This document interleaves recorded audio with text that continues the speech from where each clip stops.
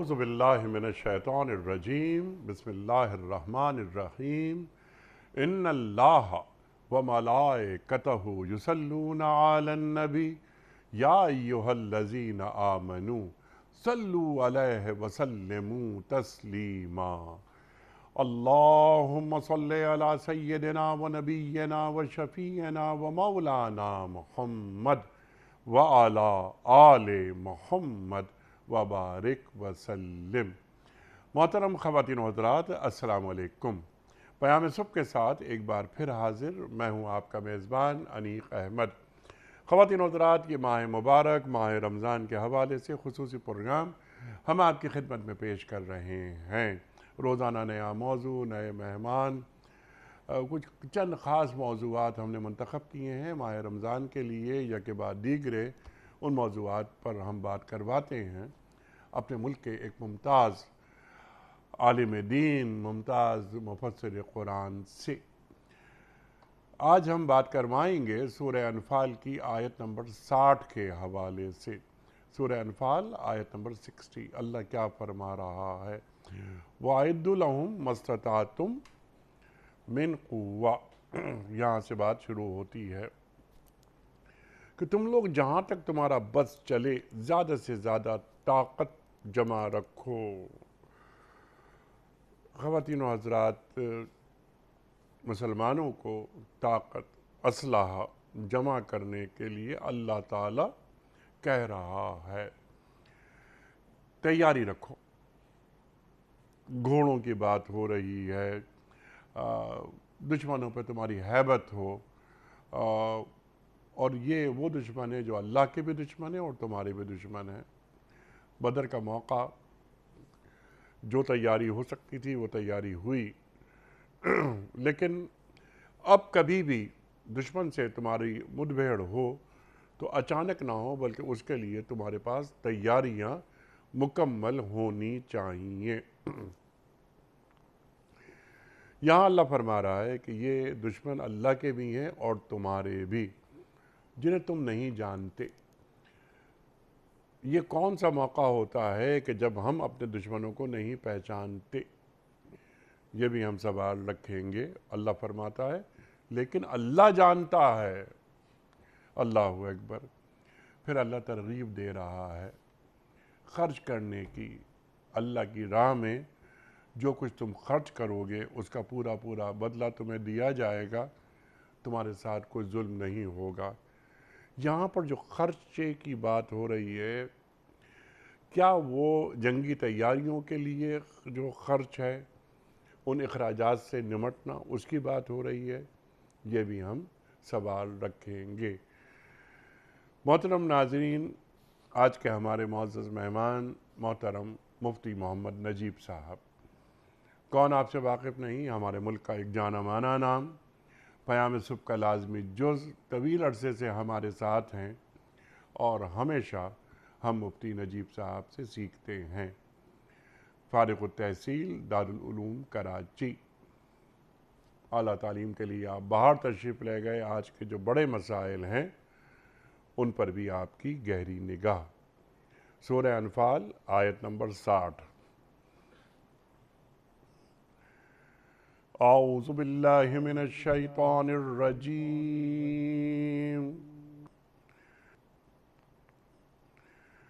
بسم اللہ الرحمن الرحیم،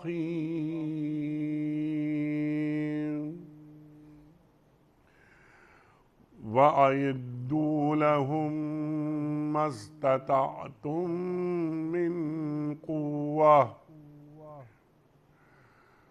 وَمِن رِّبَاطِ الْخَيْلِ تُرْهِبُونَ بِهِ عَدُوَّ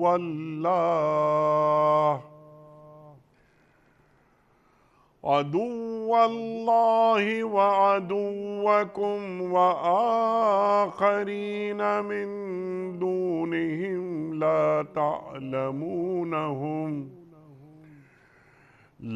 تعلمونهم اللہ يعلمهم، وَمَا تُنْفِقُوا مِنْ شَيْءٍ فی سبیل اللہ یوفی الیکم وَأَنْتُمْ لَا تُظْلَمُونَ صدق اللہ العظیم۔ اور تم لوگ جہاں تک تمہارا بس چلے زیادہ سے زیادہ طاقت اور تیار بندھے رہنے والے گھوڑے ان کے مقابلے کے لیے مہیا رکھو، تاکہ اس کے ذریعے سے اللہ کے اور اپنے دشمنوں کو اور ان دوسرے دشمنوں کو خوف زدہ کر دو جنہیں تم نہیں جانتے، مگر اللہ جانتا ہے۔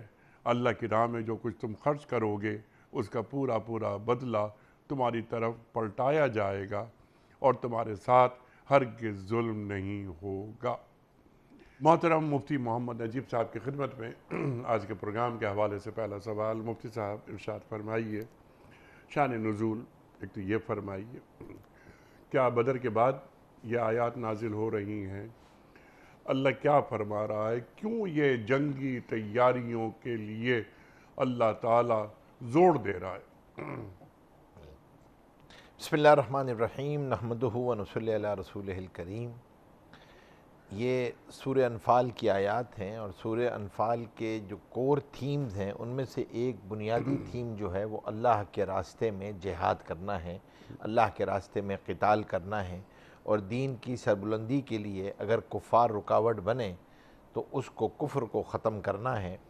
اور اس میں ایک بہت ہی بنیادی اصول اللہ جل شانہ نے بیان فرمایا ہے، اور وہ یہ ہے کہ تم اپنے آپ کو تیار کرو قوت کے اعتبار سے جہاد کے لیے۔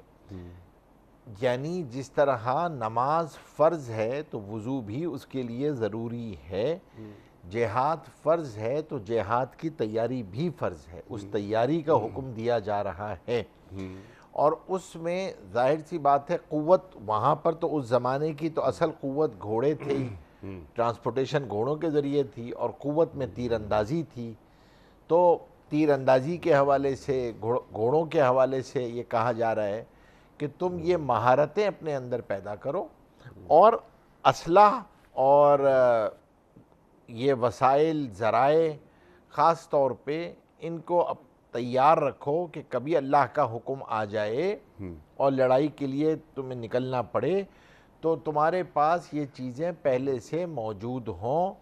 تو اب ہر مسلمان کو حکم دیا جا رہا ہے کہ بھائی آپ جو ہے وہ تیار رہیں، اب وہ انفرادی درجے میں ہو، اجتماعی درجے میں ہو، ریاست اپنے درجے میں ہو، تو سب کے لیے یہ حکم ہے۔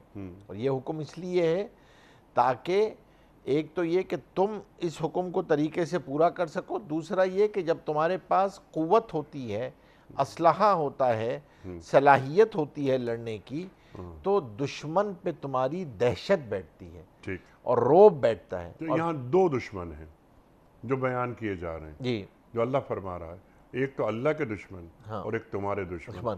تم نہیں جانتے، اللہ جانتا ہے۔ کیا بات بتائی جا رہی؟ دیکھیں اس میں دو تین چیزیں ہیں۔ ایک تو یہ ہے کہ ہو سکتا ہے جو تمہارے اندر کے آستین کے سانپ ہیں خود اندر ہیں، تمہارے اندر موجود ہیں، وہ منافقین۔ پھر بعد نے کہا کہ بنو قریظہ کے یہود مراد ہیں کہ جو وہاں تھے، موجود تھے۔ آپ سمجھتے تھے کہ یہ حلیف ہیں، لیکن یہ حلیف نہیں ہے، اصل میں تمہارے دشمن ہی ہیں، اور اصل میں حریف ہیں۔ موقع پائیں گے تو فوراً کوئی موقع چوکتے نہیں ہیں، یہ تمہارے خلاف بات کریں گے۔ اور بعض کوئی ایسے جن کے بارے میں تمہیں علم نہیں ہے، اللہ تبارک و تعالیٰ کو علم ہے کہ اصل میں یہ شرارتی ہیں اور تمہارے خلاف جو ہے وہ پر تولے بیٹھے ہیں کہ بھائی کبھی بھی موقع ملے تو ہم مسلمانوں کو کسی طرح نقصان پہنچائیں۔ تو اب اس کے اندر ہر طرح سے کہا جا رہا ہے کہ جو تمہارے انٹرنل اینیمیز ہیں اور جو ایکسٹرنل اینیمیز ہیں، ان سب کے لیے تم نے اپنی ڈیفینسو اسٹریٹجی بھی رکھنی ہے، آفینسو اسٹریٹجی بھی رکھنی ہے۔ ٹھیک، اس کے لیے کیا کرو؟ اس کے لیے سب سے پہلا کام ہے کیپیسٹی بلڈنگ، اپنے اندر صلاحیتیں پیدا کرو۔ دوسرا کام کیا ہے؟ دوسرا کام ہے کہ اسلحہ ہے، قوت ہے، گھوڑے ہیں، ان کو جمع کرو، تلواریں ہیں جو اس زمانے کا ویپن تھا۔ اور پھر اس کے ساتھ ساتھ ایک بات یہ بھی فرمائی کہ یہ اس تیاری میں جو پیسہ خرچ ہوگا وہ انفاق فی سبیل اللہ ہے، سبحان اللہ، تو سبحان اللہ کے راستے میں خرچ کرنا ہے یہ. تو یہ جو جہاد پہ خرچ کرا جا رہا ہے، ایک ایک روپے پہ 7 لاکھ روپے کا اجر مل رہا ہے، یہ انفاق فی سبیل اللہ. اللہ تبارک و تعالی آپ کو اس کا بدلہ دینے والے بھی ہیں، اور اللہ جل شانہ خوب جانتے ہیں کہ کون اس مال کو اللہ کے راستے میں خرچ کر رہا ہے. تو یہ ایک بہت ہی بنیادی حکم ہے، اور یہاں جو قوت ہے وہ ہر زمانے کی اس اعتبار سے ہے. جس زمانے میں تیر اندازی تھی، وہاں حضور پاک صلی اللہ علیہ وسلم نے باقاعدہ یعنی شرکت کرتے تھے، لوگوں کے ساتھ ترغیب دیتے تھے، ان کی فضائل بیان کیے ہیں جو تیر انداز ہوتے تھے، اور کہیں ہو رہی ہوتی تھی تو حضور پاک صلی اللہ علیہ وسلم خود شامل ہوتے تھے. سبحان اللہ. یہ ساری وہ چیزیں ہیں، ترغیبات ہیں کہ جو اب جہاد کی تیاری کے لیے حضور پاک صلی اللہ علیہ وسلم نے عملی طور پہ بھی ترغیب دی ہے، جو قیامت تک سب کے لیے مشعل راہ ہے. کہ دیکھو ہمیں ہر ایک کو، ریاست کو اپنی جگہ پہ آج بھی ہم دیکھتے ہیں، اللہ کا کرم ہے، احسان ہے، انعام ہے کہ اس ملک پاک میں الحمدللہ جو ہماری مسلح افواج ہیں، اور جو آپ کے پاس اس وقت ساز و سامان ہے، اور جو آپ کے پاس اسلحہ ہے، جو آپ کے پاس قوت ہے، وہ دشمن پہ رعب اور دہشت پیدا کرتی ہے، تو آپ کے اوپر بہت ساری چیزوں سے آپ محفوظ ہیں. سبحان اللہ. یعنی آپ اس طریقے سے ان کے لیے ترنے والا نہیں ہیں جس طرح باقی اسلامی ممالک کو وہ ترنے والا سمجھ کے کھا گئے ہیں. انہیں یہ پتہ ہے کہ نہیں، یہاں پہ کوئی ان کے نگہبان بھی ہیں، اور کوئی افواج ہیں، وہ صلاحیت ہے ان کے اندر، اور وہ دشمن پہ نظر بھی رکھے ہوئے اور ہیں، برابر کا جواب اور بھی مل برابر سکتا کا ہے. جواب بھی مل سکتا ہے، اس سے زیادہ کا بھی مل سکتا ہے. ٹھیک ہے. تو یہ آج بھی ہمیں نظر آتا ہے کہ جب آپ کے پاس یہ ہوتا ہے تو پھر آپ کا جینے کا انداز اور دشمن آپ سے ڈیفرنٹ طریقے سے بیہیو کرتا ہے، اور یہ نہیں ہوتا تو دشمن ڈیفرنٹ طریقے سے بیہیو کرتا ہے. دونوں طرح کے دشمن، اندرونی دشمن بھی، جو آپ کی نظریاتی سرحدوں کے دشمن ہوتے ہیں، اور اسی طریقے سے جو آپ کی جو سرحدیں ہوتی ہیں ملک کی، ان کے دشمن ہوتے ہیں، کسی غیر مسلم ملک کے اندر ہوتے ہیں. ان سب سے بچنے کے لیے اگر آپ کے پاس صلاحیت ہوگی تو آپ اپنی نظریاتی سرحدوں کی بھی حفاظت کریں گے، جغرافیائی سرحدوں کی بھی حفاظت کریں گے، اور اس اللہ کے کلمے کو سربلند کرنا. جہاد جو ہے وہ بہت اوپر کی چیز ہے، وہ صرف جغرافیائی سرحدوں کی حفاظت نہیں ہے، اس کی جو نیت ہے نا وہ اعلاء کلمت اللہ ہے. سبحان اللہ. اور اللہ کے رسول فرما رہے ہیں صلی اللہ علیہ وآلہ وسلم کہ جہاد قیامت تک معطل نہیں ہوگا. معطل نہیں ہوگا، یہ جاری رہے گا. صورتیں بدلیں گی لیکن جہاد جاری رہے گا، اسلحہ بدلیں گے، قوتیں بدلیں گی، چیز صلاحیتیں بدلیں گی، لیکن کیونکہ آپ کے ذمہ ایک کام ہے، اور وہ کام ہے اللہ کے کلمے کو ساری دنیا میں لے کر جانا. ٹھیک ہے مفتی صاحب، کا ایسا نہیں ہے کہ جہاد سے مراد کیا ہے؟ جہاد سے مراد یہ کہ جو اشاعت اسلام ہے، اسلام کا پھیلاؤ ہے، اسلام کو آگے بڑھنا ہے، اس کی راہ میں آنے والی ہر رکاوٹ کو دور کرنے کا ہر نام رکاوٹ جہاد؟ کو دور کرنے کا نام جہاد ہے، اسی کوشش کا نام جہاد ہے. چاہے وہ حملہ نظریاتی سرحدوں پہ ہو، چاہے وہ حملہ جغرافیائی سرحدوں پہ ہو. سبحان تو اللہ. آپ کو دونوں کے لیے اپنی صلاحیتوں کو آپ نے تیار رکھنا ہے، تیار رکھنا ہے، اپنی صلاحیتوں پہ محنت کرنی ہے. ٹھیک ہے. تو یہ جو آیت نازل ہوئی انفال 60، تو یہ بدر کے بعد کے معاملات ہیں کہ دیکھو، یعنی کیا یہ بتایا جا رہا ہے کہ دیکھو جب بدر کا معاملہ ہوا تھا تو تم قسم پرسی کے عالم میں تھے، اور تیاری کا موقع تمہیں نہیں ملا تھا، لیکن تم دشمن کے حملے کا انتظار نہ کرو، اپنی تیاریوں کا آغاز کر دو. ارشاد. یہی بات ہے، اور یہی وہ بنیادی چیز ہے جو کہا جاتا ہے کہ صرف اور صرف ڈیفینسو اسٹریٹجی کا نام جہاد نہیں ہے، اوفینسو اسٹریٹجی کا نام بھی جہاد ہے، اقدامی جہاد بھی ہے کہ بعض دفعہ آپ کو حملہ کرنا ہوگا. آپ اگر یہ سمجھ رہے ہیں کہ کوئی رکاوٹ آ رہی ہے، اعلاء کلمت اللہ میں رکاوٹ آ رہی ہے، یا اگر آپ نے حملہ نہیں کیا تو وہ حملہ کر دے گا، اس سے زیادہ آپ کو نقصان پہنچائے گا، تو پھر آپ نے اس کی تیاری کرنی ہے. اور ظاہر سی بات ہے بدر کا معاملہ ایک ڈیفرنٹ معاملہ تھا، اس لیے آپ دیکھیں گے کہ بدر کے بعد کے معاملات بالکل ڈیفرنٹ معاملات ہیں۔ ٹھیک، احد ہوئی ہے تو وہ ایک ڈیفرنٹ ہے، خندق ہے تو وہ ایک ڈیفرنٹ ہے، خیبر ہے تو وہ ایک ڈیفرنٹ ہے۔ تو آپ کو ایک فرق نظر آئے گا کہ اب حضور پاک صلی اللہ علیہ وسلم نے تیاری کو باقاعدہ فوکس کر کے تیاری شروع کر دی، اور یہ ترغیب بھی دی کہ بھائی اپنے آپ کو تیار کرو۔ اور پھر عام احادیث کے اندر بھی اللہ تبارک و تعالیٰ کو توانا قوی مومن پسند ہے کمزور مومن کے مقابلے، سبحان اللہ۔ تو اپنے آپ کو قوی رکھنا، اپنے آپ کو تیار رکھنا، مشقتیں برداشت کرنے کے لیے تیار رہنا، یہ ساری کی ساری چیزیں آج بھی ہم پر ہیں۔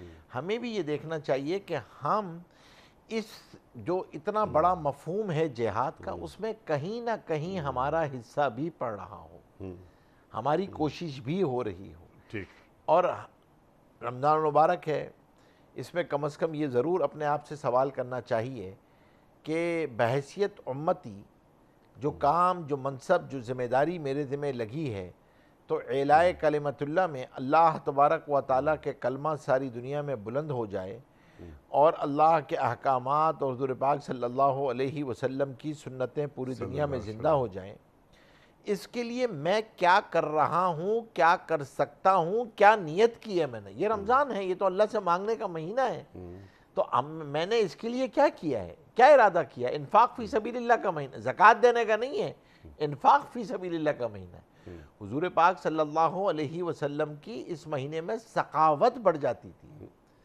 تو آپ یہ دیکھیں کہ میں اس جگہ پر کیا کر رہا ہوں، کیا کر سکتا ہوں، کہاں پہ حصہ ڈال سکتا ہوں، اپنی اولادوں کو میں اس کے لیے کتنا تیار کر رہا ہوں، میری اولادیں ان قربانی کے لیے، جہاد کے لیے کتنی تیار ہیں۔ کم از کم ان کا مائنڈ سیٹ تو بحیثیت امتی والا بنا رہا ہوں کہ امتی کا مائنڈ سیٹ تو، تاکہ ان کا ورلڈ ویو کلیئر تو ہو کہ اللہ نے ہمیں ایمبیسیڈر بنا کے بھیجا ہے، اللہ اکبر، ہم نے ایک امت میں جانا ہے، اور ہماری جو ایک امت ہے، جو امت دعوت ہے، وہ ہمارا ٹارگٹ آڈینس ہے، ان تک ہم نے بات کو پہنچانا ہے، وہ صلاحیتیں اپنے اندر پیدا کرنی ہیں۔ ہاں، اس میں کوئی رکاوٹ آئے گی اور کوئی رکاوٹ بنے گا تو پھر قتال بھی ہے، پھر جہاد بھی ہے، جیسے آپ نے فرمایا قیامت تک چلے گا۔ ہاں، وہاں پہ ریاستیں کھڑی ہوں گی، کیونکہ اس کے لیے امیر چاہیے، ریاست چاہیے۔ اب وہاں پر ریاست کو اپنے لیے تیار ہونا ہوگا کہ ریاست اس کے لیے تیار رہے، اور ریاست، کیونکہ امیر تو ریاست کے پاس ہوگا، امیر تو ریاست کے ساتھ ہوگا، تو اب وہاں پر ریاست اپنے تئیں پوری تیاری کرے، اور ریاست جو ہے وہ بھی اسلحہ، قوت، جو اس زمانے کی اسلحہ ہے، قوت ہے، چاہے وہ ہماری اب نظریاتی سرحدوں کی ایک الگ جنگ ہے، اور وہ 5th جنریشن وار ہے، وہ ایک الگ، تو اس کے لیے بھی تیار رہنا، اس کے لیے بھی اپنے آپ کو تیار رکھنا۔ تو یہ جو کینوس ہے نا اس آیت کا، وہ بہت بڑا ہے، اور ہر جگہ پہ آپ اس کو دیکھا جائے گا کہ کس جگہ پر یہاں قوت سے کیا مراد ہوگی، صلاحیت سے کیا مراد ہوگی۔ گزرنے کے ساتھ ساتھ، وقت بدلنے کے ساتھ ساتھ، قوت کے جو ذرائع ہیں وہ بھی تبدیل ہوتے رہتے ہیں۔ جہاں گھوڑوں کی بات ہوئی تو گھوڑے اس زمانے میں، تو آج ٹینک ہے، آج جہاز ہیں، ہوائی جہاز ہیں، میزائلز ہیں، جی، تو آج تو چیزیں وہ چینج ہوں گی۔ تبدیل ہوتے رہیں گے۔ اچھا، یہاں تو اسلحہ جمع کرنے کی بات، قوت کو حاصل کرنے کی بات اللہ تعالیٰ فرما رہا ہے، لیکن تمام تر بھروسہ اسلحے پہ نہ رکھو۔ مستطاعتم، ہاں جتنی تم میں استطاعت ہے اتنا تو تم کرو، لیکن جو توکل ہے، جو بھروسہ ہے، وہ صرف اللہ پر ہے، اس اسلحے پر نہیں۔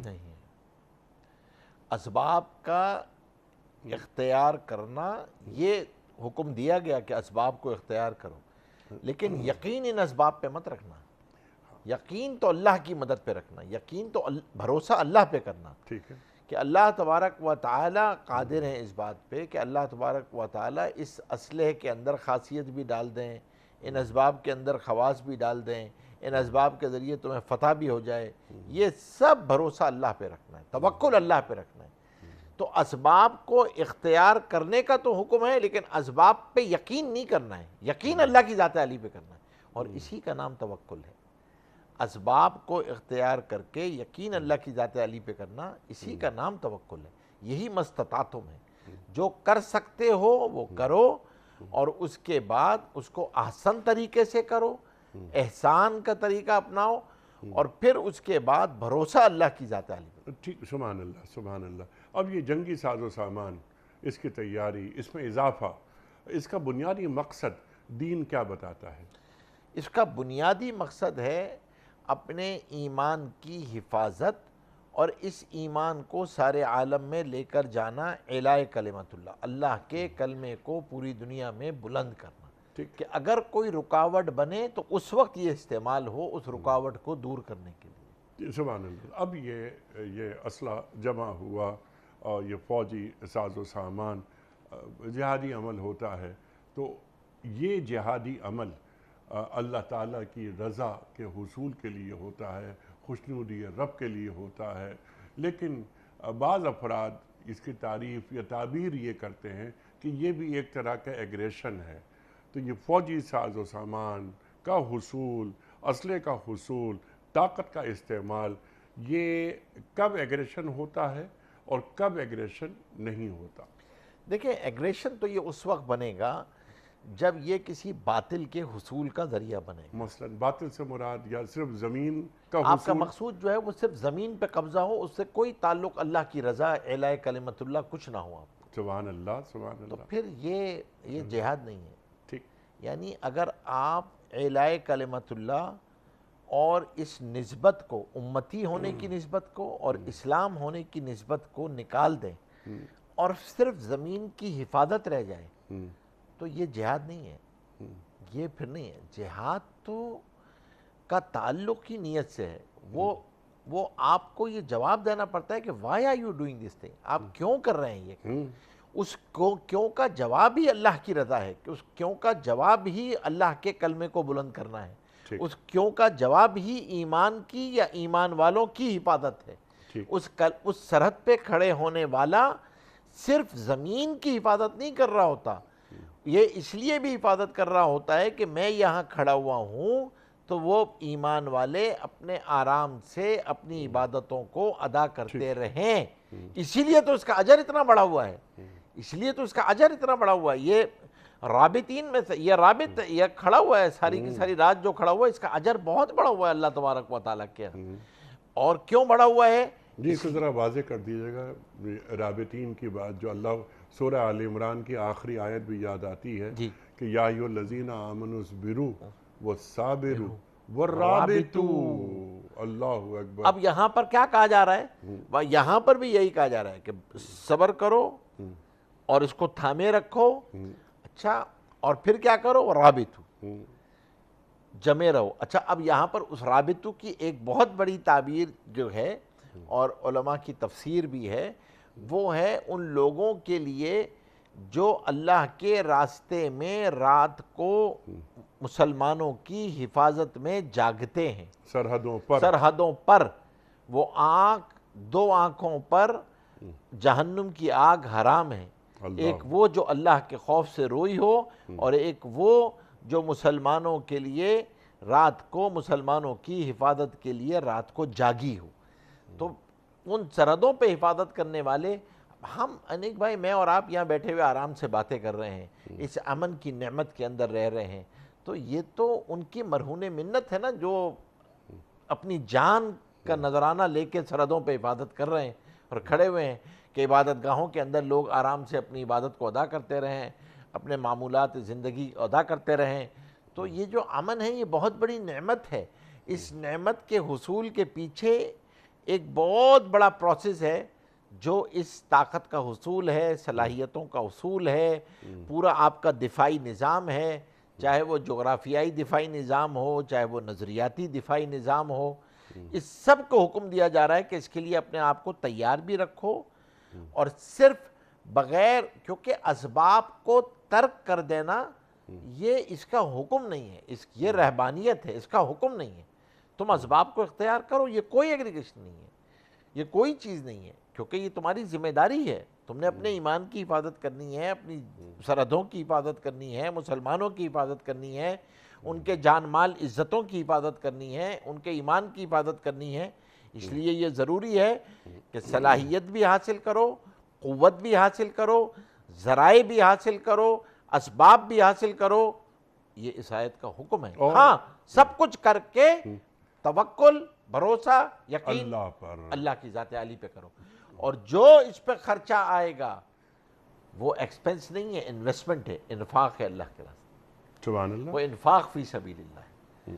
تو رمضان کے مہینے میں تو ہمیں اپنے آپ سے یہ سوال کرنا چاہیے اس آیت کے ذیل میں جو آپ فرماتے ہیں کہ اس رمضان کا ایک تھیم ہے کہ ہم نے یا ایھا الذین آمنوا، ایمان والوں سے جو مخاطبت ہے اللہ جل شانہ جی ہاں، کی، اس آیت کے ذیل میں اپنا محاسبہ کرنا کہ اللہ ہمیں کہاں اللہ دیکھنا ہمیں چاہتا کہاں ہے دیکھنا چاہ اور رہا کیسا ہے، دیکھنا چاہتا کیسا دیکھنا چاہ رہا ہے۔ تو اعدوا لہم ما استطعتم، مجھ پہ کیا، میرے اوپر کیا امپیکٹ ہے اس کا، سبحان اللہ، سبحان اللہ، میرے اوپر سبحان کیا اللہ، امپیکٹ سبحان ہے، اللہ۔ میں کہاں، میں کیا ہوں۔ تو یہ ہم کیا سمجھتے ہیں یہ صرف عام فورسز کے لیے آیت اتری ہے؟ جی نہیں، یہ ہر امتی کے لیے آیت اتری ہوئی ہے۔ جی، ہر امتی کو کوشش کرنی ہے میرا کچھ نہ کچھ حصہ اعلاء کلمت اللہ میں پڑھنا چاہیے، ٹھیک ہے، اس جگہ پر کچھ نہ کچھ۔ اور کیا میں نے اپنی اولادوں کو اس کے لیے تیار کیا ہے؟ میں استاد ہوں تو شاگردوں کو اس کے لیے تیار کیا ہے؟ کیا میں نے ان کے کینوس کو، ان کے ویژن کو امتی کے ویژن کی طرح کلیئر کیا ہے کہ تمہارا ٹارگٹ آڈینس کون ہے، امت دعوت کون ہے، تم نے ان کے سامنے ساتھ پیغام لے کے کیسے جانا ہے؟ یہ صلاحیتیں پیدا کی ہیں۔ یہ تو بہت بڑی بات آپ فرما رہے ہیں، لیکن محسوس یہ ہوتا ہے کہ بالکل اس کی ضد کہ یہ جو جہادی فکر ہے، یہ وَأَعِدُّوا لَهُم مَا اسْتَطَعْتُم مِّن قُوَّۃٍ کی جو بات ہو رہی ہے، ایسی فکر کا گلا گھونٹ دیا جائے اور جہاں کہیں اس قسم کی کوئی گفتگو ہو، نہیں اس پر بات نہ کرو، اس پر بات نہ کرو، اس طرح کے معاملات سامنے آ رہے ہیں، حالانکہ اللہ یہ فرما رہا ہے کہ یہ اللہ کے بھی دشمن ہیں اور تمہارے بھی دشمن ہیں۔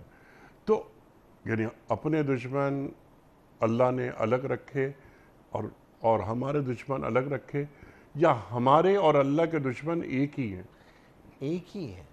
یہ کیسے ہو سکتا ہے کہ کوئی ایمان والوں کا دشمن ہو اور وہ اللہ کا دشمن نہ ہو؟ جی تو اللہ تبارک و تعالی کا بھی وہ دشمن ہے۔ ٹھیک ہے، اللہ تبارک و تعالی نے فرق اس لیے کیا کہ ایک کو تم دشمن سمجھ رہے ہو اور ایک کو تم سمجھ نہیں پاتے بعض دفعہ۔ ٹھیک ہے، تم سمجھتے ہو اپنے ہی، حالانکہ وہ اپنے نہیں ہوتے، وہ منافق ہوتے ہیں، ٹھیک ہے، وہ شریر شرارتی لوگ ہوتے ہیں، ان کی شرارت سے تمہیں نقصان ہوتا ہے۔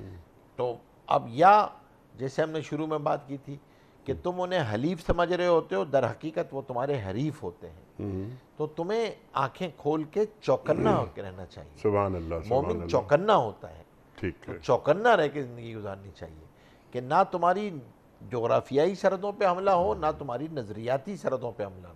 ٹھیک ہے، اور انیق صاحب، اس زمانے میں یہ ثابت ہو گیا کہ جن جگہوں پر، جن ریاستوں میں جی یہ صلاحیتیں تھیں اور انہیں دشمنوں کا اندازہ تھا، وہ چوکنا تھیں، تو ان کا حال حفاظت کا رہا، اور جن کے پاس ایسی صلاحیتیں نہیں تھیں یا وہ چوکنا نہیں تھے، تو ان کے اندر جو اس وقت فساد برپا ہوا ہے وہ ہمارے سامنے ہے۔ اقبال کہتے ہیں نا کہ شمشیر و سنا اول، طاؤس و رباب آخر، تو جگہیں تبدیل نہیں ہونی چاہیے، طاؤس و رباب اول اور شمشیر و سنا آخر نہیں ہونا چاہیے۔ اچھا مفتی صاحب، یہ جو آپ نے بالکل تفصیلی گفتگو، بنیادی گفتگو آپ نے عطا فرمائی، یہ فرمائیے کہ یہ اسلحہ، جنگی ساز و سامان، اس کا حصول،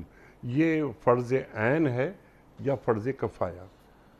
دیکھیں، فرض عین تو ریاست کے درجے میں تو یہ فرض عین ہے، کوئی فرض کفایہ نہیں ہے۔ ریاست کے لیے تو یہ فرض عین ہے، ٹھیک، کیونکہ ریاست کی ذمہ داری ہے یہ۔ ٹھیک ہے، ہاں، عام انسان کو اسلحے کے لیے، یعنی سوال یہ ہے کہ کیا مجھے بھی جو ہے وہ رائفل چلانا آنی چاہیے؟ ٹھیک ہے، بہت اچھی بات ہے، آنی چاہیے، اپنی عزت کی حفاظت کے لیے، جان کی حفاظت کے لیے، مال کی حفاظت کے لیے، ایمان کی حفاظت کے لیے، لیکن کیا یہ فرض عین ہے؟ تو فرض عین کہنا مشکل ہے۔ ہاں پوری ریاست میں سے کوئی بھی ایسا نہ ہو جو اس صلاحیت کا حامل ہو کہ وہ لوگوں کی جغرافیائی سرحدوں کی حفاظت کر سکے یا نظریاتی سرحدوں کی حفاظت کر سکے، تو پھر وہ چیز فرض عین سب کے لیے بن جائے گی۔ ٹھیک ہے، تو ابھی تو ابتدائی درجے میں وہ فرض کفایہ، لیکن انفاق فی سبیل اللہ فرض عین، وہ تو اللہ کے راستے میں خرچ تو، اگر کسی کو مال ہے تو پھر اس کی ذمہ داری ہے کہ اللہ کے راستے میں خرچ کرے۔ ہمیں رمضان کے اندر یہ دیکھنا چاہیے، اگین میں اسی پہ آؤں گا، کہ اس کے اندر جو تین چیزیں ہیں، صلاحیتیں، ذرائع اور انفاق، جی اور چوتھی چیز توکل علی اللہ، ان چاروں کے اعتبار سے اپنے رویے، اپنا محاسبہ کرنا ضروری ہے ہر مسلمان کو۔ کیا میں نے تیاری کی ہے کچھ؟ میرا کچھ حصہ ڈل رہا ہے اس کام کے اندر؟ اجتماعی کاموں میں، امت کے اجتماعی کاموں میں اپنا حصہ ڈالنا۔ امتی انفرادی زندگی نہیں گزارتا، وہ اجتماعی زندگی گزارتا ہے، کیونکہ اس کے اعمال کا، افکار کا، رویوں کا، اخلاق کا، معاملات کا اثر پوری امت پہ پڑ رہا ہوتا ہے۔ ٹھیک ہے۔ اب یہ یہاں پر اسلحہ جمع کرنا، زیادہ سے زیادہ جمع کرنا، یہ مسئلہ ریاست کا ہے یا امت کا؟ دونوں کا ہے، امت کا بھی ہے، ریاست کا بھی ہے۔ ابتداً ریاست کا ہوگا، یہ دونوں میں لیکن فرق کیا ہے؟ فرق یہ ہے کہ ریاست اس نیت سے جمع کرے کہ امت کو کہیں ضرورت پڑے تو میں امت کے لیے استعمال کروں۔ پورے امت میں کہیں نظر آ رہی ہے یہ سوچ؟ امت میں یہ سوچ، امت میں امتی کی سوچ نہیں ہے آج۔ امت میں وہ جو اقبال کے ہاں بھی یہ بڑا مشہور مسئلہ ہے، جو پاکستان کا بھی ایک بہت بڑا مسئلہ تھا نا، کہ نیشنلزم، جو نیشنلزم کی بنیاد پہ جب ریاستیں وجود میں آتی ہیں نا، جی وہاں پر مسئلہ ہی بالکل ڈیفرنٹ ہے۔ وہاں پر مسئلہ یہ ہے کہ ریاست اصل ہے، تو ریاست تو اصل نہیں ہوتی، اصل تو امت ہوتی ہے۔ آپ نے تو امت کو سامنے رکھ کے نہیں تو وہ کیسے، یعنی یہ اس پہ عمل کیسے ہو؟ آپ نے اقبال کا بھی حوالہ دے دیا اس وقت۔ اقبال تو کہتا ہے نا کہ گفتار سیاست میں وطن اور ہی کچھ ہے، ارشاد نبوت میں وطن اور ہی کچھ ہے۔ تو اب یہ لمبی بحث ہے، لیکن وہ الگ۔ اقبال تو ضرب کلیم میں یہاں تک فرما دیتا ہے کہ تو احکام حق سے نہ کر بے وفائی، اگر ملک ہاتھوں سے جاتا ہے جائے۔ اللہ اکبر، کہاں تک اقبال چلے گئے؟ میرا سوال آپ کی خدمت میں یہ ہے، سیکھنے کے لیے آپ سے، کہ جناب والا یہ فرمائیے کہ اس وقت ہم جن حالات و واقعات سے گزر رہے ہیں، اس میں ایک ریاست، 57 ریاستیں، مسلمان ریاستیں موجود ہیں، قرآن کریم پڑھتی ہیں، مسلمانوں کی اکثریت ان ممالک میں رہتی ہے۔ ان ریاستوں میں رہنے بسنے والے، ان کے حکمران قرآن کریم کی اس آیت کو وَإِدُّ لَهُم مَّسْتَطَعْتُم مِّن قُوَّةٍ کو اپنی اپنی ریاستوں کے دفاع کے حوالے سے تو دیکھ سکتے ہیں، لیکن جو آپ نے بات فرمائی کہ اس کو امت کی سطح پہ بھی دیکھنا چاہیے، یہ تقاضا ہے اس آیت کا، وہ کیسے ممکن ہے؟ دیکھیں، ہونا تو یہی چاہیے کہ دنیا میں آج اس کے نمونے موجود ہیں۔ دنیا میں نیٹو فورسز کیا کر رہی ہوتی ہے؟ نیٹو کے پیچھے کیا ہے؟ یو این فورسز کے پیچھے کیا ہے؟ کہ کچھ ریاستیں مل کر اپنے اجتماعی مفادات کے لیے، ان اجتماعی مفادات کے تحفظ کے لیے ایک فوج بناتے ہیں نا۔ جی ہاں، امت کی بھی تو کوئی اجتماعی مفادات ہے نا۔ ٹھیک ہے۔ امت کی سطح پہ مل کے اپنے اجتماعی مفادات کے لیے کیوں نہیں آپ جب ایک بینک بنا سکتے ہیں، ادارے بنا سکتے ہیں، تو ایک فوج کیوں نہیں بنا سکتے؟ یہ دینی تقاضا ہے؟ یہ دینی تقاضا ہے، یہ دینی تقاضا ہے۔ اس آیت کا تقاضا ٹوڈوز ہے، اب ریاست کے لیے ٹوڈوز ہے نا۔ بھائی ریاست، سوال یہ ہے انیک بھائی کہ کیا حاملین ریاست اس قرآن کا ٹارگٹ آڈینس ہے یا نہیں ہے؟ ہے نا؟ جو ریاست کے بڑے ہیں، جو ریاست، وہ بھی ٹارگٹ آڈینس ہے نا اس قرآن کے۔ ٹھیک، تو یہ آیت ان سے کیا تقاضا کر رہی ہے؟ ٹھیک، جو سربراہان مملکت ہیں ان سے کیا تقاضا کر رہی ہے؟ ورنہ تو آپ، ظاہر سی بات ہے کہ آپ کفار کے رعب اور دبدبے میں رہیں گے ہمیشہ۔ آپ اس ایک احساس کمتری، غلامانہ زندگی، مرعوبیت کی زندگی میں رہیں گے، کیونکہ آپ نے امت کی سطح پہ تو سوچنا ہی چھوڑ دیا ہے۔ امت میں سے کہیں کی پکار آئے گی بھی تو آپ کو نہیں پتہ چلے گا.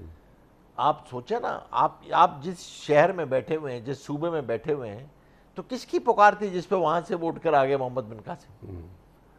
وہ تو ان کا نہیں, لیکن کسی کی پکار پہ کوئی اٹھ کے آیا نا, کیونکہ اس نے کہا کہ بھائی میں نہیں جاؤں گا تو کون جائے گا. تو اب یہاں پر سب سے بڑی چیز یہ ہے کہ صرف اور صرف اپنی نیتوں کو چھوٹا نہ کریں, ٹھیک ریاست بھی اپنی نیت کو بڑی رکھیں, حاملین ریاست بھی اپنی نیتوں کو بڑی رکھیں, نیتوں کو, اپنے ویژن کو بڑا رکھیں. ٹھیک ہے, محمد بن قاسم کی آپ نے بات کی مفتی صاحب, کہ وہ کسی پکار پر چلے آئے سندھ, بڑا کام, لیکن اب حالت واقعات تبدیل ہو گئے. اس وقت نیشن اسٹیٹ کا تصور نہیں تھا. ٹھیک ہے, آپ نے نیٹو پیکٹ کی بات کی, وارسا وہ بھی ختم ہو گیا سوویت یونین کے بعد. آج کل کے جو معاملات ہیں, انہیں حالات حاضرہ کو دیکھتے ہوئے امت کی سطح پر, یعنی انٹرنیشنل پالیٹکس اور انٹرنیشنل اکنامکس, یہ دو بڑے اہم موضوعات ہوتے ہیں نا, تو انہیں پیش نظر رکھ کر کیسے ایک مشترکہ مسلمان فورس تیار کی جا سکتی ہے, جبکہ مسلمان ممالک کی جو نفسیات ہے اسے بھی آپ بخوبی واقف ہیں کہ جب تک بڑے کچھ نہیں کہتے اس وقت تک موومنٹ نہیں ہوتی. ابھی ہم نے غازہ کا معاملہ دیکھا, اللہ اکبر, تو غازہ کے معاملات میں کچھ اور ہونا چاہیے تھا. اراکان کا مسئلہ, کشمیر کا مسئلہ, کیا پوری امت میں کہیں کوئی ایک سوچ بھی ایسی ہے, پائی جاتی ہے, جو ہمارے پاس آئے میڈیا کے ذریعے, کہ امت کی سطح پر رہ کر امت کے تحفظ کے لیے ایک فورس قائم کی جائے؟ کانسیپٹ ہمارے پاس ہے, آپ نے بیان کیا, اور یہ دین کا تقاضا, میں نے سوال رکھا, آپ نے کہا دین کا تقاضا ہے. یہ ایک کانسیپٹ ہے, یعنی ایک چیز ہوتی ہے نا کہ جس کو, جن باتوں کو, جن خیالات کو ایکچولائز کرنے کی ضرورت ہوتی ہے. آپ انہیں کہیں نہ کہیں سب سے پہلے تو الفاظ کا لباس پہناتے ہیں نا, کوئی کانسیپٹ پیپر ریڈی ہوتا ہے نا, کوئی وہ دین بتا رہا ہے بتا ہمیں, رہا ہے آپ کو. تو اس پر عمل. بھروسہ کر نہیں سکتے غلاموں کی بصیرت پر, کہ دنیا میں فقط مردان حر کی آنکھ ہے بینا. اقبال کہہ رہے ہیں نا, تو اقبال تو وہی, کہ بقول اقبال کے کہ میری شاعری تو قرآن کریم کے سمندر سے اٹھنے والی موجوں کا نام ہے. میرا سوال, معاف کیجیے لمبا ہو گیا, جو آپ آئیڈیا دے رہے ہیں جوائنٹ فورسز کا, یہ بڑا اچھا آئیڈیا ہے, لیکن کیا یہ قابل عمل ہے؟ دیکھیں, کسی نہ کسی سطح پہ تو قابل عمل ہے. آپ پہلے بنا کر ایک چلاتے تو ہیں نا. وجہ اس کی یہ ہوتی ہے کہ آج کے دور میں کسی چیز کا بھی فریم ورک بنتا ہے, اس فریم ورک کے پیچھے ایک محنت ہوتی ہے. پہلے آپ کوئی فریم ورک تو ڈیزائن کرنا شروع کر, اس پہ گفتگو کا آغاز تو ہو نا, کسی فورم پہ گفتگو کا آغاز تو ہو, فریم ورک تو بنے, اور پھر آپ چاہے پہلے اجتماعی مفادات کی مثبت چیزوں کے اندر آپ آئیں, آپ ان کے اندرونی انتشار کو دور کرنے کے لیے چاہے آپ کچھ کریں, لیکن اس کے بعد کسی کو پتا تو ہو کہ بھائی میں ان پہ ہاتھ ڈالوں گا تو ان کے پیچھے کوئی ایک مشترکہ فوج کھڑی ہوئی ہے, یہ اکیلے نہیں ہیں یہاں پر, یہ ایک چھوٹی سی کوئی جزیرہ نہیں ہے یہاں پر, اس کے پیچھے پوری امت کھڑی ہوئی ہے. وہ جو امت پناہ ہے, اس آواز کو اٹھانا بہت ضروری ہے, اس نیت کو اٹھانا بہت ضروری ہے, اس دعا کو اٹھانا بہت ضروری ہے, اس فکر, اس غم کو اٹھانا بہت ضروری ہے. یعنی آج جو کم قسمتی ہے نا ریاستوں کے لیول پہ, حاملین ریاست کے لیول پہ, کہ ہم جو ہے نا وہ, یعنی وہ جو احساس ضیاء ہے نا, وہ احساس ضیاء بھی جاتا رہا ہے. وہ کسی کو اندازہ بھی نہیں ہے کہ اللہ نے کوئی منصب, کوئی ذمہ داری, کوئی ٹائٹل اللہ نے ہمیں نوازا تھا, جی اور ہم نے اس کو بالکل ہی چھوڑ بیٹھے. جی, جب آپ نے فرمایا نا احساس ضیاء, مطلب وہ کارواں کے دل سے احساس ضیاء بھی چلا گیا نا, تو ایسی صورت میں اس طرح کا کانسیپٹ وغیرہ وغیرہ, ہاں ہم اس سلسلے میں کچھ اور طریقوں سے کام کر سکتے ہیں. ایک پریشر گروپ بن سکتا ہے تاکہ جو لوگ جو دنیا کو رول کر رہے ہیں ان تک بات پہنچائی جائے. غازہ کے معاملات میں کچھ بھی نہیں ہوا, امت خاموش رہی, उम्मत से मुराद 57 इस्लामी ममालिक नहीं हैं, बल्कि 8-10 बड़े ममालिक हैं। काश इनका ही ग्रुप मिलकर जाता, बड़ों से बात करता, उन बड़ों से जो दुनिया चला रहे हैं कि ये क्या जुल्म हो रहा है।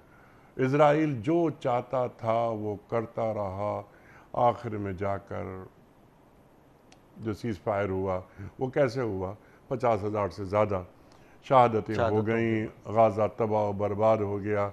अब वो रिहेबिलिटेशन उनका होता रहेगा, काम होगा, लोग पैसे मांगते रहेंगे, इंटरनेशनल जो डोनर्स हैं वो आएंगे, लेकिन कहीं भी कोई आवाज़, यानी अरब अजम अलग अलग, फिर यानी अरब के अंदर भी कई अरब, तकसीम दर तकसीम, तकसीम दर तकसीम, अल्लाह अकबर।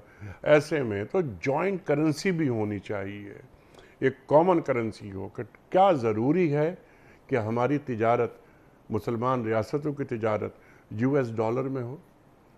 ये भी नहीं, वो तो उम्मत जो आप बात फरमा रहे हैं कि उम्मतपन पैदा हो, लेकिन उसके लिए अपने मफादात का ख़ात्मा बहुत ज़रूरी है। महसूस ये होता है कि अक्सरियत ने, बड़ों ने आफियत को उज़्र बना लिया है। तो ये जो दीन का तकाज़ा है, कुरान हमसे जो फरमा रहा है, कुरान का तकाज़ा है, उससे अगर मुंह मोड़ा जाएगा तो फिर कैसे वो नेमतें, वो बरकतें, वो फज़ल, वो कैसे हम हासिल कर सकेंगे। वला तहनु वला तहज़नु व अंतुमुल आलौना इन कुंतुम मोमिनीन, अल्लाह फरमा रहा है कुरान करीम में। परेशान ना हो, गमगीन ना हो, तुम ही गालिब रहोगे बशर्ते कि तुम मोमिन हो। कंडीशनल है ना, कंडीशनल है। तो जब ये कंडीशनल, ये उम्मत हकीकत रिवायात में खो गई, ये उम्मत खुराफात में खो गई, तो अब इसका तरीक़ा क्या है? मायूसी नहीं है बिल्कुल। देखिए, इसका तरीक़ेकार ये है कि हम कम अज़ कम, जैसे आपने भी बात की, अगर मैं अपनी सतह पे कोई प्रेशर ग्रुप बना सकता हूँ, कोई थिंक टैंक बना सकता हूँ, तो एक तो उसकी कोशिश करें जिसके अंदर ये सलाहियत है और वो कर सकते हैं। दूसरी चीज़ ये है कि मैं अपने अंदर तो ये सलाहियतें पैदा, देखें ना, रियासत नहीं कर रही, इसका मतलब ये नहीं है कि मैं अपनी औलाद के साथ उम्मत का जिक्र नहीं कर सकता। यानी वो फिक्र बरकरार रखूं, फिक्र तो कहीं जिंदा रखे ना, फिक्र तो ना खत्म होने दें। हाँ, देखें, अभी भी रियासत मुसलमान हो ना, अवाम फिर भी मुसलमान है मुस्लिम ममालिक की। ठीक, गजा को जो इमदाद गई है वो तो आम लोगों ने इमदाद की है ना, माशाल्लाह, मुसलमानों ने इमदाद की है। और जितने बड़े बड़े प्रोसेशंस हुए वो अवाम ने की है ना। तो आप, हमारे ज़िम्मे क्या काम है? हम यहाँ पे क्यों बैठे? हम तो इस फिक्र को जिंदा रखें। जो स्टेक होल्डर्स हैं, अगर कोई एक मिसिंग भी है तो कोई बात नहीं, लेकिन जो कर सकता है वो तो अपने हिस्से की शमा जलाए। मेरी औलाद के अंदर तो उम्मत पना हो ना, मेरे बच्चे के अंदर तो उम्मत पना हो, वो तो उम्मती बनकर जिए, वो तो उम्मती बनकर उसको पता हो कि मैं अपने ज़ाती, इनफरादी, ख़ानदानी मफादात को कुर्बान करूँगा उम्मत के मफादात के लिए, इज्तिमाई मफादात के लिए। तो उसको अपने इनफरादी तकाज़े और इज्तिमाई तकाज़ों के दरमियान फ़र्क तो पता हो ना, कि इज्तिमाई तकाज़े कौन से हैं, इनफरादी तकाज़े हम अपने नौजवानों के जहन में ये बातें ताज़ा करते रहें, बल्कि उनकी जो ट्रेनिंग है, ग्रूमिंग है ना, ग्रूमिंग नहीं, फौजी ट्रेनिंग, NCC हुआ करता था, NCC होता था, वो भी ख़त्म हो गया। तो एक ये आराम के तालिब नज़र आते हैं नौजवान, तो नौजवानों को तो ज़रा मुशक्क़त का आदी बनाया जाए। तो ये लाखों जो बच्चे हैं हमारे, नौजवान हैं पाकिस्तान में, इनकी ट्रेनिंग नहीं होनी चाहिए, ट्रेनिंग होनी चाहिए कि ये सब असला चलाना जानते हों। सिविल डिफेंस हुआ करता था एक ज़माने में, कहाँ गया वो सिविल डिफेंस? तो वो चीज़, वो एक अंदर, खून के अंदर एक चीज़ होनी चाहिए कि हम मुसलमान हैं और जिहाद क़यामत तक मुअत्तल नहीं होगा। तो इस जानिब बड़ों को तवज्जो देनी चाहिए, सबको, और हर स्टेक होल्डर को अपनी जगह पे तवज्जो देनी चाहिए। सुभान अल्लाह। जहाँ जहाँ जिन जिन सलाहियतों की ज़रूरत है और जो वो सलाहियतें पैदा कर सकते हैं, उन सलाहियतों को भी पैदा करना चाहिए, क़ुव्वत को भी हासिल करना चाहिए, और जो اس وقت کم از کم آئیڈینٹیفائی بھی کرنا چاہیے کہ دشمن کی چال کیا ہے، دشمن کن کن جگہوں سے حملے کر رہا ہے. اللہ ہوئے. اور دیکھیں نا، کیونکہ جغرافیائی سرحدوں پہ آپ کو سمجھ میں آتا ہے، لیکن جو آستین کے سانپ ہوتے ہیں نا، جو اندر ہوتے ہیں، جی ان کو آئیڈینٹیفائی بھی کرنا ہوتا ہے، اور آپ کو وہ ٹرکس بھی پتہ ہونی چاہیے کہ یہ جو دجل جب آتا ہے نا انیق صاحب، جی تو دجل میں باطل حق کے لباس میں آتا ہے، باطل کے لباس میں نہیں آتا.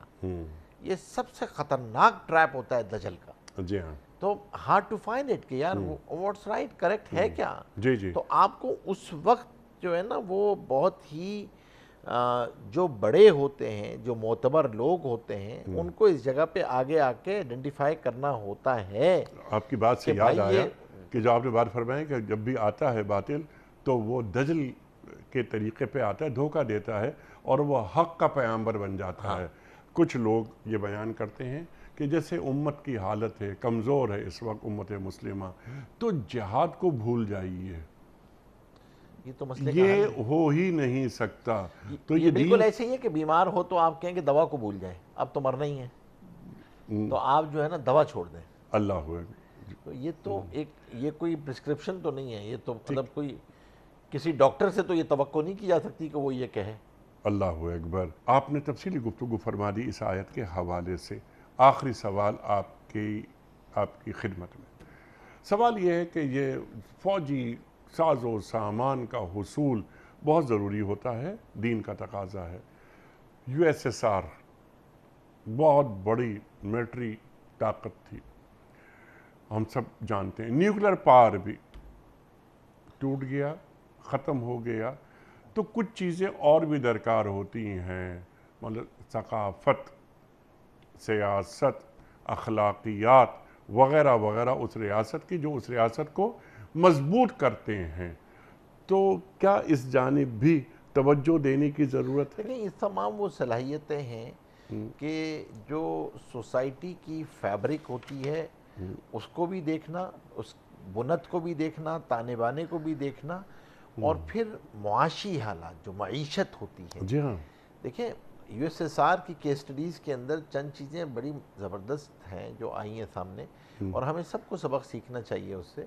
اس میں ایک سب سے بڑی چیز جو ہے نا وہ معیشت ہے. کہ آپ ظاہر سی بات ہے جب ریاست کی پرائرٹیز چینج ہو جاتی ہیں، ترجیحات تبدیل ہو جاتی ہیں، اور آپ اخراجات ان جگہوں پہ کرنے لگتے ہیں جو وہاں پہ اس وقت ضرورت نہیں ہوتی ہے اس کی، تو پھر اس کا نقصان یہ ہوتا ہے کہ اندر سے کھوکھلے ہونا شروع ہو جاتے ہیں معاشرے. اور پھر آپ معاشرے کی تشکیل، اس کو مضبوط کرنا، شخصیت سازی، یہ آپ کی ترجیحات میں ہی نہیں رہتی ہے، تو پھر اس کا نقصان ہوتا ہے. اور معیشت کو خاص طور پہ، کیونکہ معیشت ریڑھ کی ہڈی ہوتی ہے، اگر آپ اس معیشت کو بیلنس نہیں کریں گے تو بھی مسئلہ ہو جائے گا آپ کے ٹھیک لیے. ہے. آپ ظاہر سی بات ہے جہاز بڑا ہوتا ہے تو ڈوبتے ڈوبتے ٹائم لگتا ہے، لیکن یعنی فوجی ساز و سامان، اسلحہ وغیرہ یہ سب آئے، لیکن عوام الناس کی جو معیشت ہے، معاشی سطح ہے، اس کا بھی خیال رکھا جائے. فکری سطح، ذہنی سطح، معاشی سطح، ثقافتی ثقافتی سطح جو ہے، تمام چیزوں کا خیال رکھا. لیکن معیشت ایک بہت بڑا کردار ادا کرتا ہے. ظاہر سی بات تو ہے. معیشت، اچھا یہ کہا جاتا ہے، بعض افراد یہ کہتے ہیں کہ تمام تر توجہ ملکی معیشت کو مضبوط بنانے میں صرف کر دی جائے. یہ جنگی ساز و سامان وغیرہ ایسا کچھ نہیں، پڑوسیوں سے بھی اچھے تعلقات رکھے جائیں، جس طرح امریکہ اور کینیڈا کے تعلقات وغیرہ وغیرہ. کیا یہ اصول پاکستان پر اپلائی ہو سکتا نہیں، ہے؟ پاکستان پہ ہو نہیں سکتا. ٹو ڈیفرنٹ ڈائنامکس ہیں، بالکل ہی ڈیفرنٹ ڈائنامکس ہیں. ٹھیک. یہ تو اگر آپ اس ڈائنامک پہ چلے جائیں گے تو وہ تو آپ کو بالکل ہی، مطلب وہ ایپل ٹو ایپل میچ ہی نہیں ہے. یا تو آپ ایپل ٹو ایپل میچ کریں نا، وہ ایپل ٹو ایپل میچ نہیں ہے. کینیڈا امریکہ ایپل ٹو ایپل میچ نہیں ہے کہ آپ اس کی طرح کی بات یہاں پہ کریں گے. یا آپ ایسٹ جرمنی اور ویسٹ جرمنی کی مثال دیں گے ٹھیک. کہ برلن وال گر گئی تو آپ کہتے ہیں کہ بنیادی فرق کیا ہے؟ بنیادی فرق جو ہے وہ ایمان اور کفر کا ہے. ایمان اور کفر کا ہے. اگر آپ اس فرق کو ختم کرتے ہیں کہ ہم اس فرق کو نہیں مانتے تو پاکستان آج سے جاتا ہے. Why you made Pakistan? کیا ضرورت تھی آپ کو اتنی لاکھوں جانیں قربان کرنے کی، اتنی ہجرت کروائی آپ نے، اتنا خون، کیا ضرورت تھی اس کی؟ Why you made? آپ انیق صاحب اس ڈیبیٹ کو اسٹارٹ کرتے ہیں نا تو پاکستان ہاتھ سے جاتا ہے. پھر آپ کوئی دلیل بتا دیں چاروں صوبوں کو جمع کرنے کی, آپ کوئی دلیل بتا دیں اس ریاست کے وجود کی. آپ نے تو حاصل اس لیے کیا ہے آپ نے, اور خاص طور پہ وہ جو وہاں سے اٹھ کے آیا, جو یہاں رہنے والا, جو اٹھ کے جس نے قربانی دی ہے, جن مسلمانوں نے اور یہاں والوں نے بھی قربانی دی ہے, قبول کیا ہے. جی جی. تو جو میزبان ہیں, جو مہمان ہیں, جس بنیادوں پہ ہجرتیں ہیں, جس بنیادوں پہ قربانیاں ہیں, آپ اس بنیاد کو ہی ہلا دیں گے تو آپ کوئی مٹی کا گھروندا ہے پاکستان کہ ایک لہر آئے گی اور آپ کی ایک نظریاتی لہر اڑا دے گی اس کو, ایسا تو نہیں ہے. تو اس وقت جو سب سے بڑی چیز ہے جو یہ آیت بھی بتا رہی ہے آپ کو کہ آستین کے سانپ کو بھی تلاش کریں. ٹھیک ہے, یعنی منافقین کو بھی تلاش نگاہ رکھیں کہ بعد دفعہ آپ جغرافیائی سرحدوں کی حفاظت میں اتنا مشغول ہو جاتے ہیں کہ نظریاتی سرحدوں پہ حملے ہو جاتے ہیں. ٹھیک. اور پھر اندر ہی دشمن پیدا ہو جاتے ہیں. ٹھیک. تو آپ نے حفاظت دونوں کی کرنی ہے, آئیڈیولوجیکل باؤنڈریز بھی, جغرافیکل باؤنڈریز بھی, اور دونوں کی حفاظت کے لیے صلاحیت, قوت جمع کرنی. مفتی صاحب بڑا ممنون, بڑا شکر گزار آپ تشریف لائے. خواتین حضرات, وَإِدُّ لَهُم مَا اسْتَطَعْتُم مِّن قُوَّةٍ, اپنی قوت میں اضافہ کرو, طاقت میں اضافہ کرو, تاکہ دشمنوں پر تمہاری ہیبت ہو. وہ دشمن تمہارے بھی ہیں اور اللہ کے بھی ہیں, اللہ فرما رہا ہے. تفصیلی گفتگو فرمائی محترم مفتی محمد نجیب صاحب نے. خواتین و حضرات, معیشت بڑی اہم چیز ہوتی ہے کسی بھی ریاست کے لیے. یقیناً معاشی طور پر ریاست کو مضبوط ہونا چاہیے, لیکن ریاست کی حفاظت, اس کے لیے جنگی ساز و سامان, اسلحے کا حصول, وہ بھی انتہائی ضروری چیز ہے. اس سے دشمنوں پر ہیبت ہوتی ہے, بلکہ آج کی زبان میں اگر کہا جائے بیلنس آف پاور کے لیے بھی بہت ضروری ہے. ماہ رمضان کے حوالے سے خصوصی پروگرام ہم آپ کی خدمت میں پیش کر رہے ہیں. کل ایک نئے مہمان اور ایک نئے موضوع کے ساتھ حاضر ہوں گے. کل تک کے لیے اپنے میزبان انیق احمد کو اجازت دیجیے. خدا حافظ.